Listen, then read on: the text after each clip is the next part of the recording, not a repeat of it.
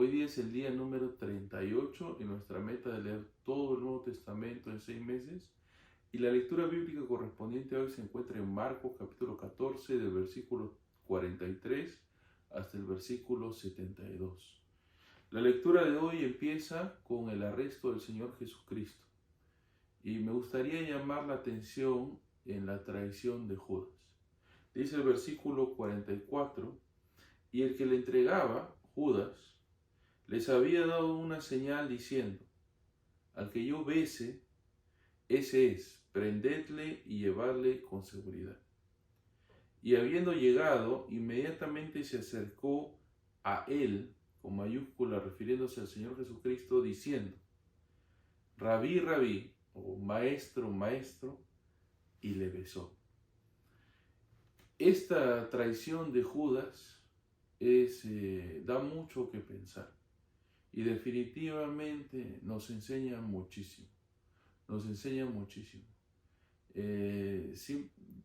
La sola forma en la que se acerca al Señor Jesucristo y le dice maestro, maestro, ¿no? Ya resuena en nuestra mente un versículo muy famoso por personas que tampoco conocían al Señor verdaderamente, ¿no? En Mateo capítulo 7, en el Sermón del Monte, cuando el Señor Jesucristo, terminando este maravilloso sermón,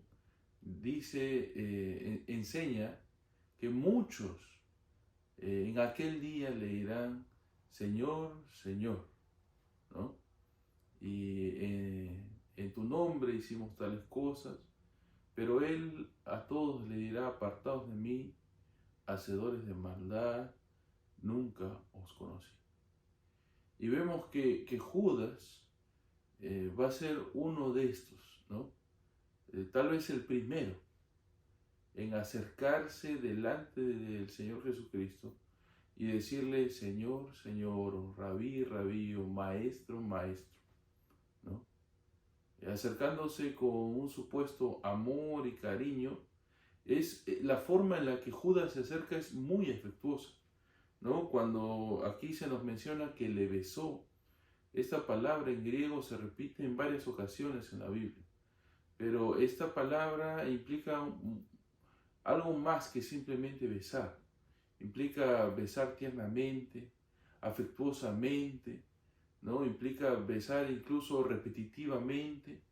Se usa, por ejemplo, en Hechos, cuando Pablo se despide de la iglesia de Éfeso en Mileto, y se menciona que es tan fuerte las emociones de la despedida que los hermanos de Éfeso lo abrazan, ¿no? Lloran y lo besan, dice afectivamente, ¿no? Muy tiernamente. Entonces Judas se acerca al Señor Jesucristo y le dice, maestro, maestro, y lo besa probablemente tiernamente, ¿no? Era muy común que los discípulos besasen a sus maestros, era muy común, usualmente era un beso en la mano, ¿no?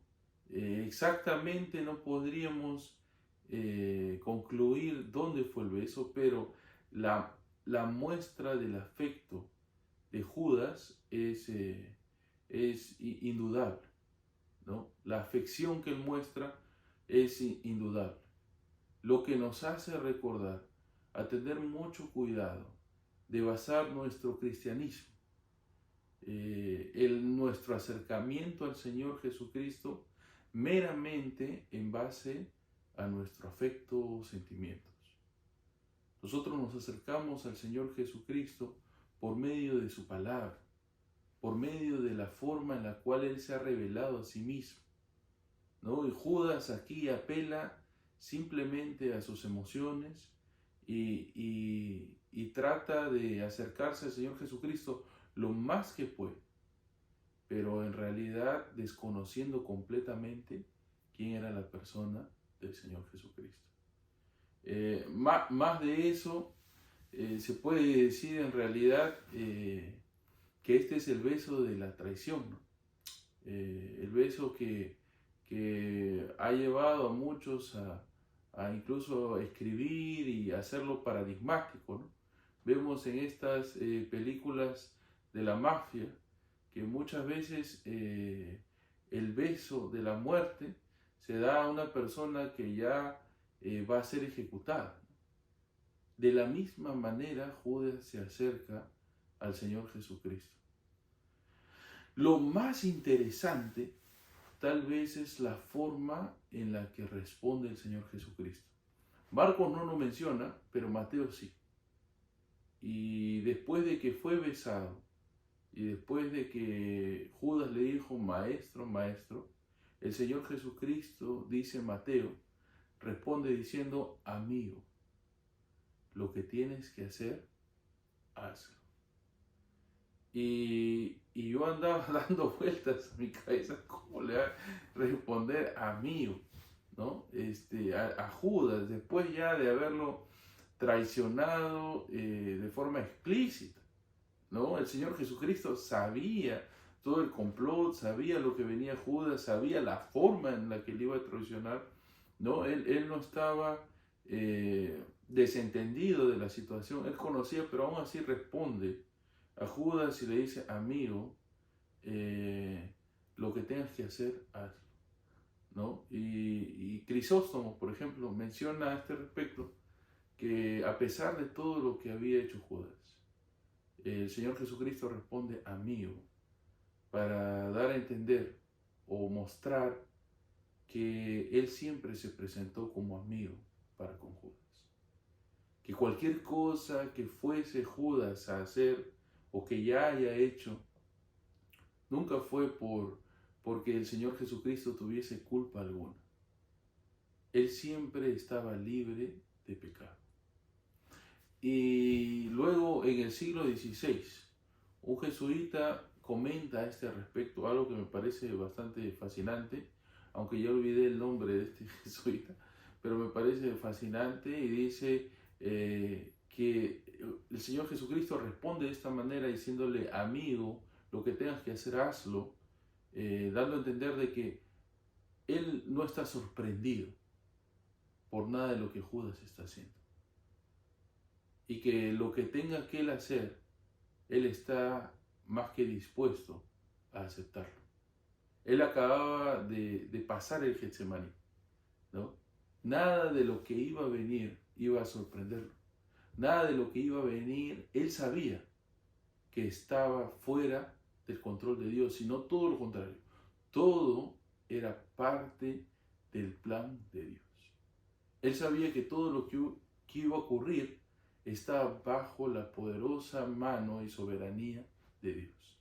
Nada de lo que Judas podría haber hecho estaba fuera de los planes de Dios. Y eso enseña muchísimo sobre la soberanía de Dios en circunstancias difíciles y complejas y muy turbulentas, ¿no?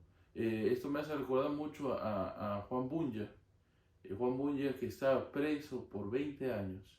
Se menciona que su carcelero disfrutaba, ¿no? Castigándolo, disfrutaba, golpeándolo, esperando que él niegue su fe, blasfeme contra el Señor y tratando de exhortarlo en medio de la tortura, del látigo. Le pedía, niega tu fe.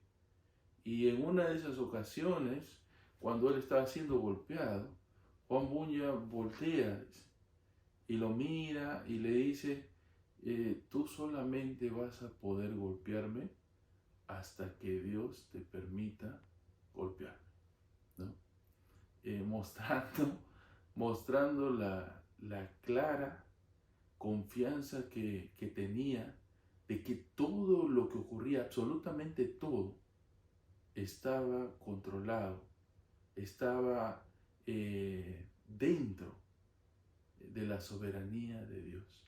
Que nada de lo que puede ocurrir, que lo que el hombre pueda hacer, escapa de lo que Dios va a permitir que nos suceda.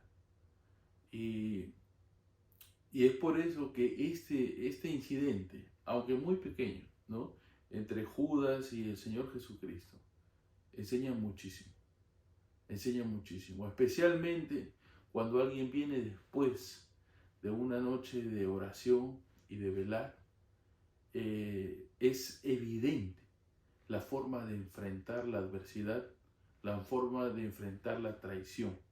Nos cuesta mucho a nosotros, los seres humanos, tolerar la traición. Pero el Señor Jesucristo, en la traición más grande de la historia, frente al traicionero más grande de la historia, le responde de esta manera: amigo, lo que tengas que hacer, hazlo. Porque él entendía que su lucha no era contra carne ni sangre, sino contra huestes espirituales de maldad. Y él sabía que la victoria le pertenece solamente a aquel que es soberano, que mayor era el que estaba con él que el que estaba en el mundo. Que tengas un bonito día, que Dios te bendiga y nos vemos mañana.